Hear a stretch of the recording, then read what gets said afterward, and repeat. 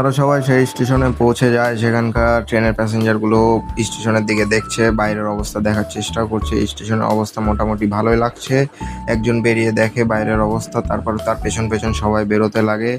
তারপর সেই যাত্রীটার ক্যাপ্টেনকে বলে অন্য স্টেশনে যেতে যেতে তারপর সবাই মিলে সেই স্টেশনে বাইরে বেরোতে লাগে।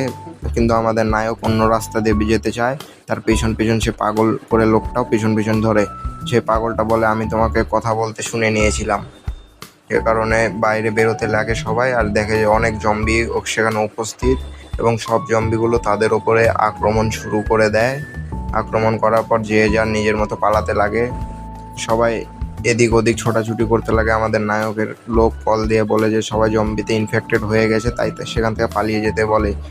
তারপর নায়ক দেখতে পায় একটা লোক হেঁটে আসছে, সেই সময়ে তার উপরে জম্বিতে আক্রমণ করে। তারপর একটা জম্বি তার মেয়ের উপরে আক্রমণ করতে যায়, তখন সে অন্য একজন এসে তার মেয়েকে বাঁচায়, এবং সে এবং তার ওয়াইফ সে বাচ্চাটাকে নিয়ে পালিয়ে যায়। এবং বাকিরা সব একটা কাঁচের দরজার ওই পারে গিয়ে জম্বিরাকে আটকানোর চেষ্টা করে। সবাই ভালো মানুষগুলো একদিকে আছে আর জম্বিগুলো আরেকদিকে। দরজা আটকানো কঠিন হয়ে যাচ্ছিল। অন্য রাস্তা দিয়ে কাঁচ ভেঙে জম্বিগুলো বেরিয়ে আসে। সবাই ট্রেনে উঠে এবং ট্রেনে উঠে পালিয়ে যায়। সেখানকার ক্যাপ্টেন অন্য জায়গায় কথা বলে যাতে অন্য স্টেশনে যাওয়া যায়। সেখানে জম্বিদের সাথে আমাদের নায়ক ও বাকি দুইজনের সাথে মারামারি শুরু হয়ে যায়।